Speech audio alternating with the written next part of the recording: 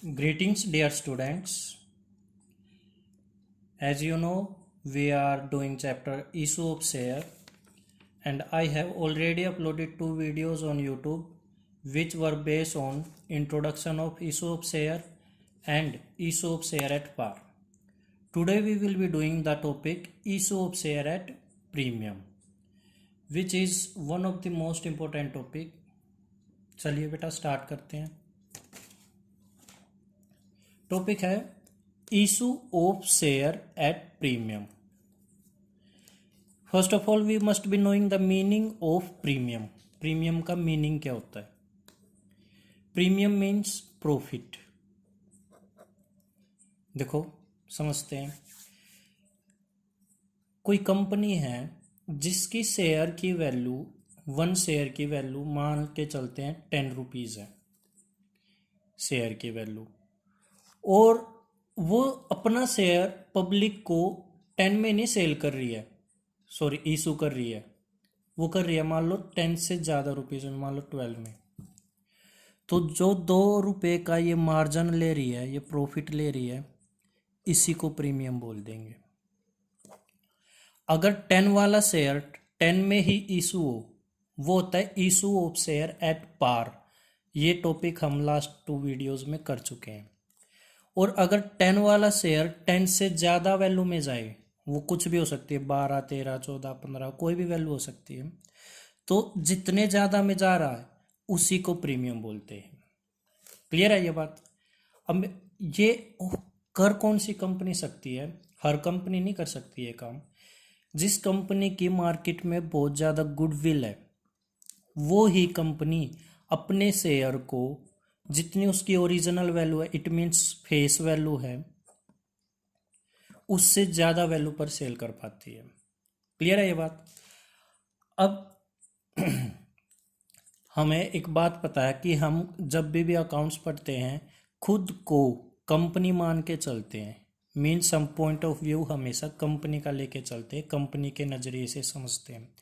अब आप कंपनी के नज़रिए से समझो.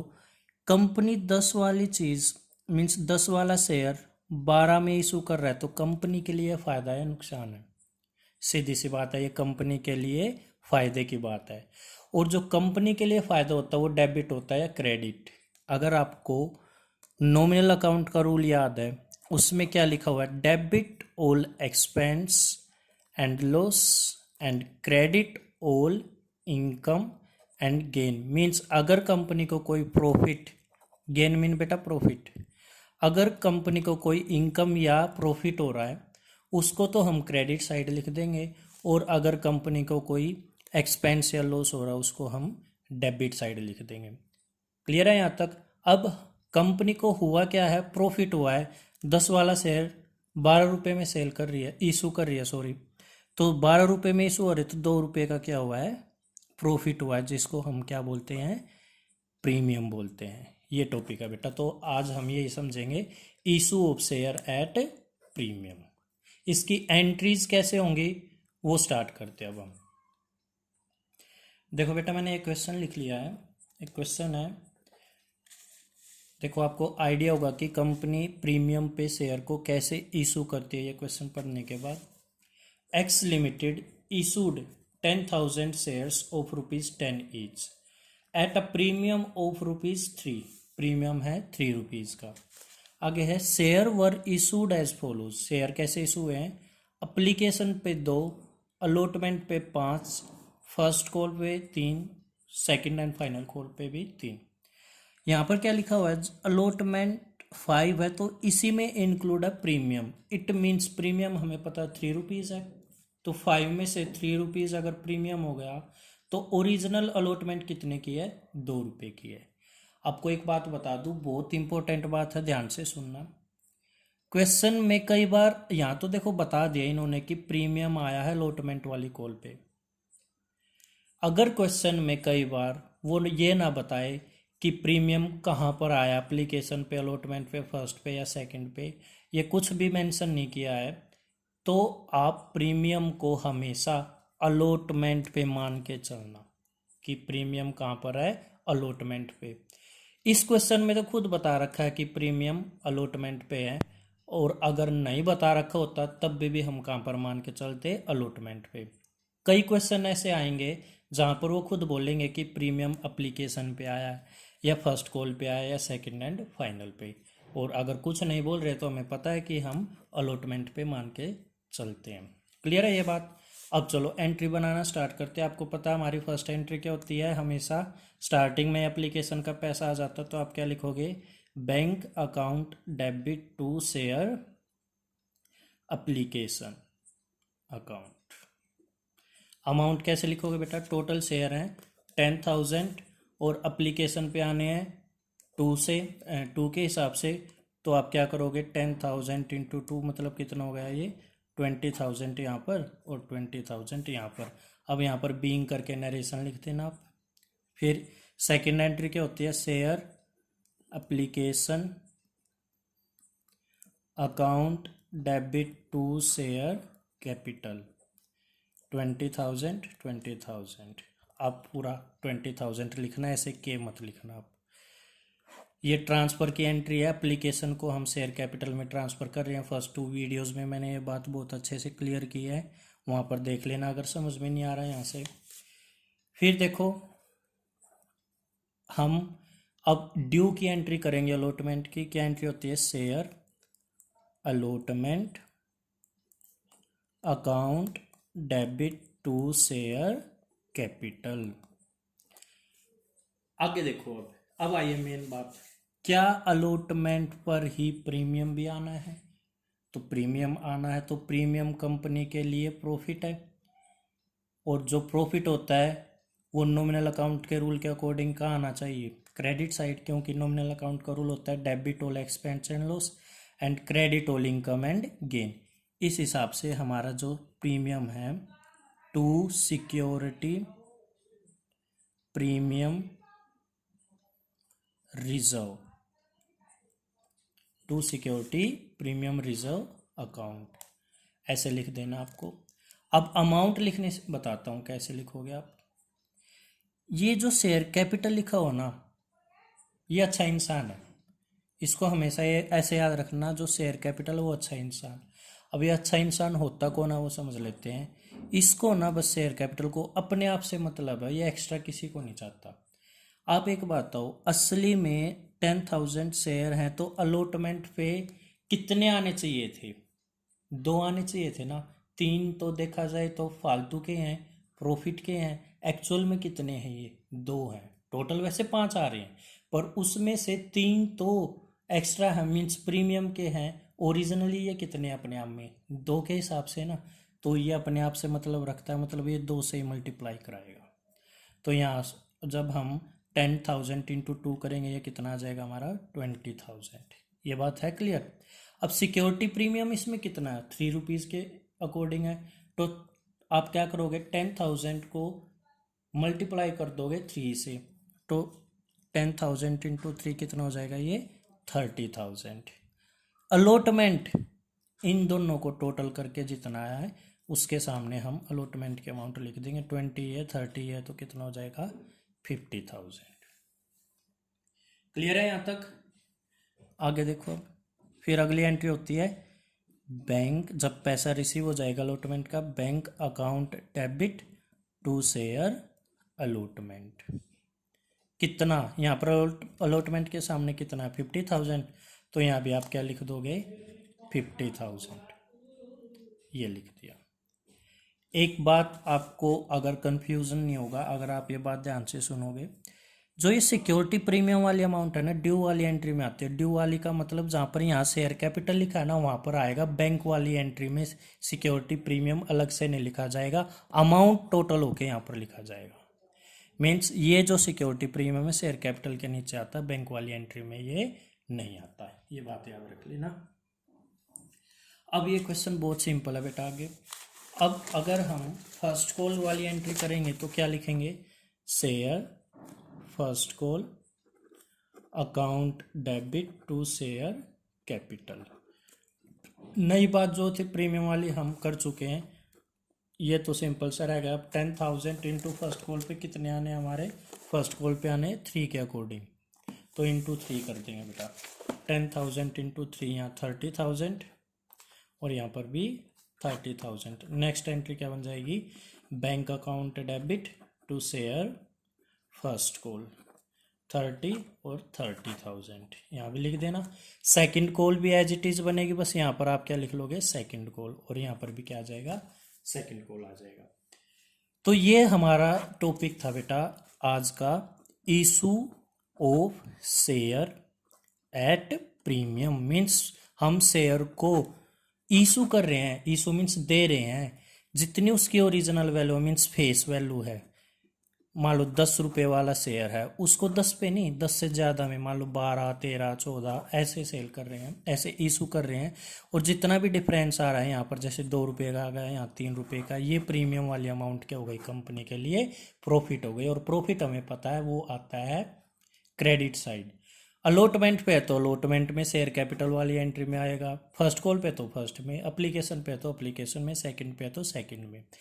अगर आपको क्वेश्चन में ये ना बताया जाए कि ये प्रीमियम कौन सी पे आया है, कॉल पे, एप्लीकेशन पे आया है, अलॉटमेंट पे आया है, फर्स्ट कॉल पे या सेकंड पे, तो आप क्या क्या मान लोगे कि ये कहाँ पर आया है, अलॉटमेंट पे। और इन केस क्वेश्चन में खुद से मेंशन कर दिया कि जो प्रीमियम का अमाउंट आया वो एप्लीकेशन पे आया है या अलॉटमेंट पे आया है, फिर उसी पे मानेंगे भाई। एप्लीकेशन पे बोले तो एप्लीकेशन, अलॉटमेंट मानना है तो वहीं, अगर ना भी बोलते, कुछ भी ना बोलते तब भी अलॉटमेंट, फर्स्ट पे बोला तो फर्स्ट पे एंड सेकंड पे बोला तो सेकंड पे। चलो अभी क्वेश्चन देखते हैं बेटा, आप बुक से क्वेश्चन देखते हैं। क्वेश्चन देखने से पहले बेटा एक छोटी सी बात और समझ लो, देखो क्या होता है। कंपनी की एथोराइज्ड कैपिटल है, मान लो, मीन्स कंपनी के पास अथॉरिटी है, कैपिटल 50,000 शेयर के अकॉर्डिंग, मान लो एक शेयर 10 रुपीज़ का है, तो टोटल वो कितनी 5 लाख तक की कैपिटल रेज कर सकती है, 5 लाख तक की। क्लियर है। अथॉरिटी है कंपनी के पास 50 लाख की, पर ये जरूरी नहीं है, कंपनी 50,000 शेयर हैं और एक शेयर की वैल्यू 10 रुपीज़, तो ऐसे पैसे आ जाएंगे टोटल 5 लाख रुपीज़। अब कंपनी की एथोराइज कैपिटल है 50,000 इंटू 10 मीन्स 5 लाख शेयर की, 5 लाख रुपीज़ की। तो इसका मतलब ये नहीं है कि कंपनी के जितने शेयर हैं 50,000 तो कंपनी के ऊपर ये बाउंडेशन है कि उसको 50 के 50 इशू करने पड़ेंगे, ऐसा कुछ नहीं है। कंपनी चाहे तो 50 में से 50,000 में से 20,000 इशू कर सकती है, 30 कर सकती है, 40 कर सकती है, मैक्सिमम कहाँ तक कर सकती है, 50 तक कर सकती है। क्लियर है ये बात। मीन्स अगर कंपनी की अथोराइज्ड कैपिटल दे रखी है मान लो 50,000 शेयर की, और कंपनी ने इशू किए 20,000 शेयर, क्लियर है, और फिर उन्होंने बता दिया कि एप्लीकेशन पे मिले हैं 5, अलॉटमेंट पे मिले हैं 3, जो भी बता दिया, तो आप फर्स्ट एंट्री बनाओगे, जैसे bank account debit to share application, आपको पता है फर्स्ट एंट्री ये बनती है। तो अमाउंट 50,000 वाली से मल्टीप्लाई करोगे, यहाँ पर इसको एप्लीकेशन को मल्टीप्लाई करोगे इस 50 से या 20 से। याद रख लेना बेटा, अगर एथोराइज और इशू दोनों दे रखे हो ना तो इसको भूल जाओ जैसे कुछ है ही नहीं, इशू से मल्टीप्लाई किया जाता है, ये बात याद रख लेना। किससे मल्टीप्लाई करोगे आप, इशू से मल्टीप्लाई करोगे, तो यहाँ पर 20,000 से मल्टीप्लाई होगा, ये बात आपको याद रखनी है। अभी जो क्वेश्चन है वो उसमें कुछ ऐसा ही है, देखो एक बार।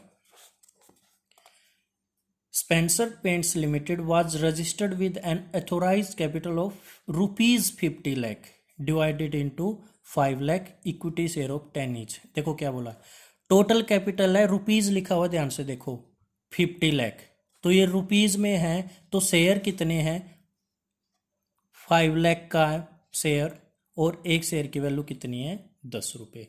अब देख लो 5 लाख इंटू 10 करना है, 50 लाख ही आएगा। क्लियर है यहाँ तक।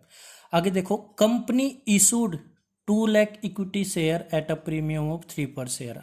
अब रुक जाओ यहाँ तक, यहाँ एथोराइज कैपिटल भी लिखा हुआ है, और फिर यहाँ पर कौन सी आ गई, इशूड। आपको मतलब एथोराइज से आया इशूड से, हमें मतलब है इशू से। तो क्वेश्चन एक्चुअल में देखा जाए यहाँ से स्टार्ट है, कंपनी इशू कर रही है 2 lakh equity share eight a premium of 3 पर शेयर। बेटा प्रीमियम है 3 का।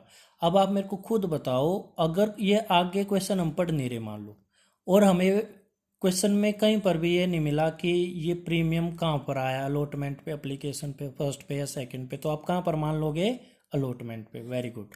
देखो आप पेबल एज फॉलो, कैसे पे करना है, 4 ऑन एप्लीकेशन, 5 ऑन अलॉटमेंट, और अलॉटमेंट पर ही क्या है, प्रीमियम है।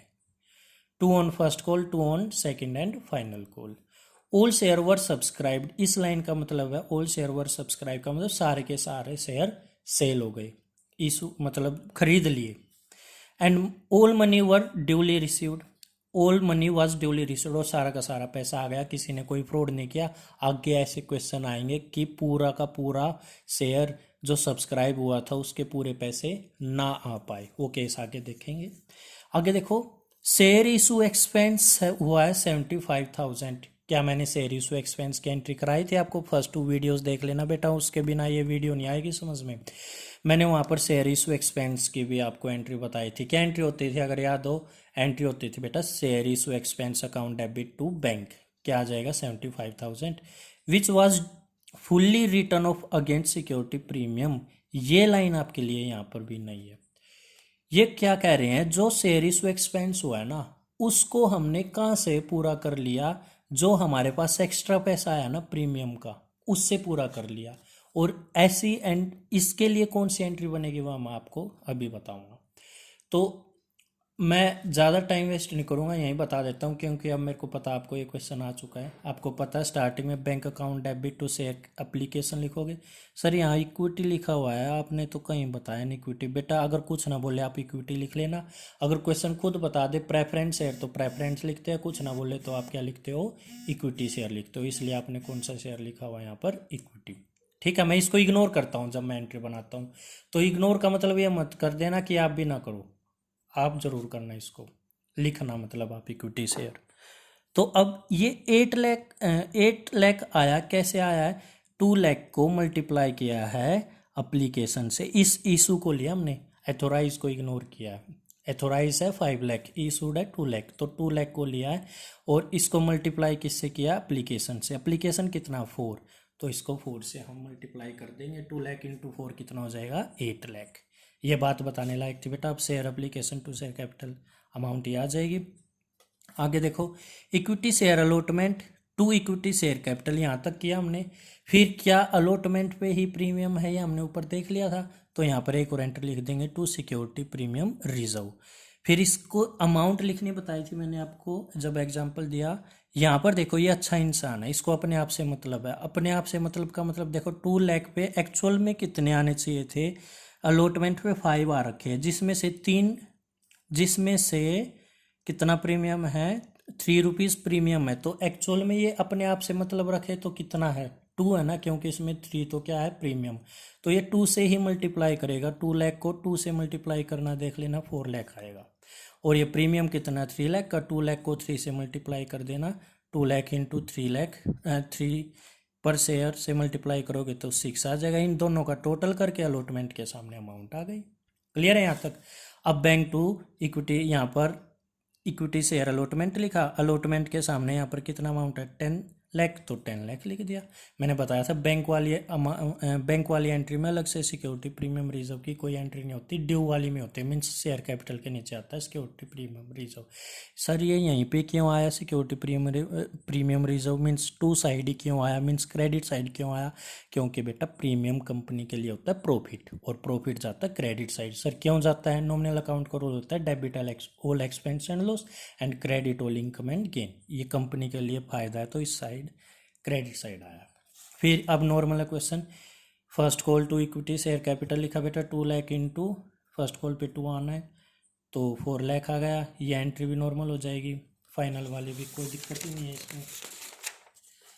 आगे बेटा देखते हैं, सेकंड कॉल वाली एंट्री में भी कोई प्रॉब्लम नहीं होगी आपको। शेयर इशू एक्सपेंस, ये इशू एक्सपेंस से रिलेटेड एंट्री आप लास्ट में करना, कब पहले ही कर दो। शेयर इशू एक्सपेंस कितना हमारा 75,000 है, तो मैंने इसकी एंट्री बताई थी। एक्सपेंस सर डेबिट साइड आएगा, क्यों आएगा, देखो बेटा debit all expense and loss, ये बोलता है नॉमिनल अकाउंट का रूल। तो एक्सपेंस है, कंपनी के लिए नुकसान है। जब कंपनी शेयर इशू करती है तो उसको कुछ खर्चे करने पड़ते हैं, जैसे एडवर्टीजमेंट वगैरह करनी पड़ती है, डॉक्यूमेंटेशंस के खर्चे होते हैं। तो कंपनी के लिए एक्सपेंस, और एक्सपेंस के साइड आए डेबिट साइड। और खर्चा किया तो कंपनी के पास से पैसा जा रहा है। जब कंपनी के पास से पैसा जा रहा है तो किस साइड चला जाएगा? क्रेडिट। सर क्यों? क्योंकि पैसा आता है रियल अकाउंट में। रियल अकाउंट का रूल होता है debit what comes in, credit what goes out. Means अगर पैसा गया तो क्रेडिट साइड, और टू का मतलब क्रेडिट होता है। क्लियर है ये बात? अब ये लास्ट एंट्री वाली समझनी है आपको। अब देखना, ये लाइन समझो। जो ये 75,000 के खर्चे हुए हैं वर फुल्ली रिटर्न ऑफ, मतलब पूरे कर लिए गए। किससे?